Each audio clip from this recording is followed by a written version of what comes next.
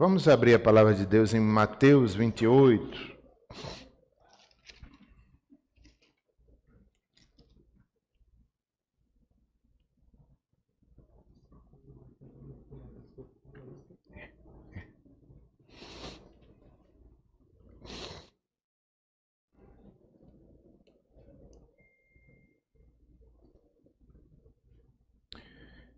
Mateus 28, versos 18 a 20.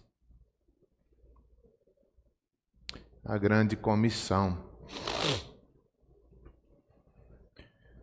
Jesus, aproximando-se, falou-lhes, dizendo: Toda autoridade me foi dada no céu e na terra.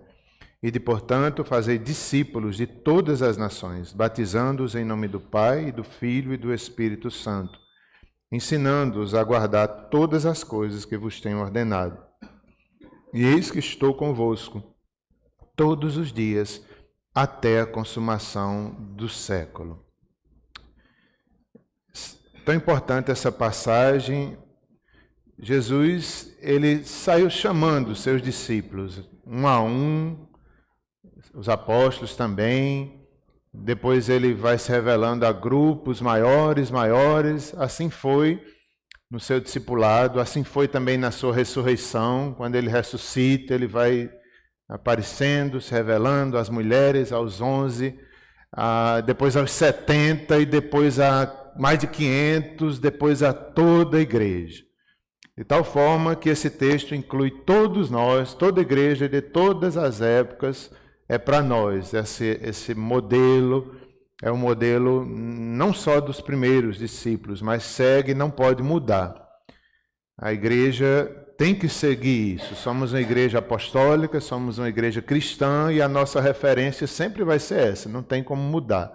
Se a gente olhar para a história da igreja, desses séculos todos, de Cristo para cá, a gente vê que sempre foi isso, a igreja sempre foi ativa, mesmo em tempos de trevas, em tempos de perseguições, a igreja avançou, isso aqui continuava sendo centro, e Deus, a igreja, as portas do inferno não prevalecerão e nunca prevalecerá sobre a igreja, porque é uma ordem do céu, a autoridade é divina, e esse é o nosso modelo e será até a vinda de Cristo.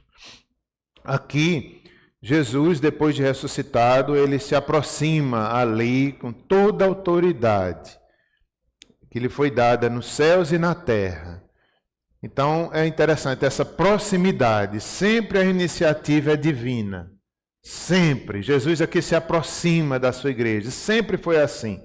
Desde o Éden, a igreja, Adão e Eva, certamente os primeiros membros da igreja de Cristo.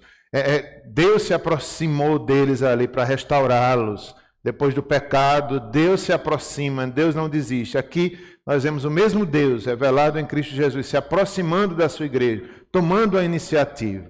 Sempre é uma iniciativa divina.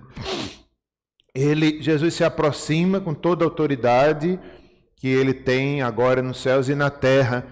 É importante observar que Jesus sempre existiu.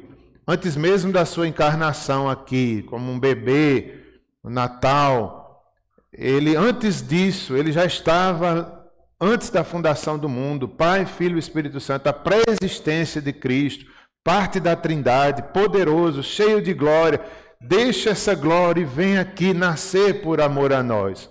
E é interessante que agora ele tem toda a autoridade como homem também, não só como divino, mas ele passou tentações, ele passou privações, ele teve fome, ele sofreu, ele foi perseguido e venceu, não pecou. Ele é o nosso representante legal, só ele poderia ir à cruz e ter o efeito que teve, redentor, libertador. Várias outras pessoas morreram na cruz, mas ele era diferente, era o Filho de Deus, cumprindo as profecias, e ele venceu por ser divino, mas ele vence ali também como homem. Ele tem toda a autoridade de ir para a cruz. Ele tem toda a autoridade de pregar, de ser o próprio evangelho, de salvar pessoas, que ele foi obediente até a morte de cruz. E é nessa autoridade que a gente sobrevive como igreja. É nessa autoridade que a gente prega. É nessa autoridade que a gente vai, não dependendo de nós mesmos. E nós temos que pregar, tempo em fora de tempo. Ontem mesmo eu estava com Simone, a gente estava comemorando um pouco o nosso aniversário de casamento. A gente saiu para passear um pouquinho aqui, próximo de Campina Grande, fomos almoçar. E lá mesmo, a gente na saída, a gente tinha uma pessoa assim, a gente... Vamos entregar um folheto, essa pessoa que está aqui. Eu perguntei, você recebe um folheto da palavra de Deus? O homem que estava lá disse, sim, eu recebo a palavra de Deus. Depois, quando a gente saiu, tinha na calçada um garotinho, e eu disse, Simone, quer entregar esse garoto a palavra de Deus? A gente parou o carro, Simone chamou, ele veio, entregamos. Isso é a tempo e a fora de tempo. Não é na nossa autoridade, de nenhum de nós. É confiantes que Deus pode fazer uma obra ali, não algo simples desse. Ali pode ser um chamado, aquele menino que ouviu, que recebeu, talvez ele o resto da vida ele se lembre, um dia eu recebi a palavra de Deus. Porque é a autoridade do Evangelho, não é a simplicidade que foi pregado o Evangelho, não é o instrumento pelo qual foi pregado, mas é a autoridade ali. Tem autoridade porque é a palavra de Deus e o Espírito pode agir. Pode ser um convite ali para aquela criança. Então é nessa autoridade que a gente vai, a gente não se cansa de se esforçar, de pregar o Evangelho aos filhos. Desde que são pequenininhos, quando são batizados, a gente traz à igreja, a gente ensina. Qual é a autoridade? É nessa autoridade aqui. E pregar o Evangelho a toda criatura. Esse ide tem esse sentido, é indo por onde formos, em Jerusalém, em Judéia, Samaria, os confins da terra, ao mesmo tempo, não é? Depois que terminar aqui, a gente vai para outro lugar. Não, é ao mesmo tempo, indo, cada um no seu trabalho, cada um na sua família, cada um na sua vida, cada um aonde Deus o chamou. Não é somente fazer convertidos, mas é fazer discípulos, é mais do que convertido. Discípulo é diferente, discípulo é alguém comprometido, é alguém humilde, é alguém que é ensinável, é alguém quebrantado, não é somente alguém convencido do Evangelho, mas é um seguidor, um discípulo entre todas as nações, todas as etnias, povos aqui são chamados, tantas línguas para serem batizadas, primeiro crer e depois serem batizadas em nome do Pai, do Filho e do Espírito Santo. Há tantas línguas, tantos povos, não é, seu Paulo? O senhor lembra o número de línguas aqui no Brasil? 274 línguas aqui no Brasil. 305 etnias. Então, só dentro do Brasil. Então, imagina o mundo, as nações, os povos. São povos dentro dos povos, dentro das nações. E nós vimos recentemente, numa das aulas aqui, que houve um grande avanço missionário nesses últimos anos. Eu fiquei muito feliz que muitas nações receberam o Evangelho. E são batizados em nome do Pai, do Filho e do Espírito Santo, que é a Trindade, que é um só Deus, Pai, Filho e Espírito Santo. Ali,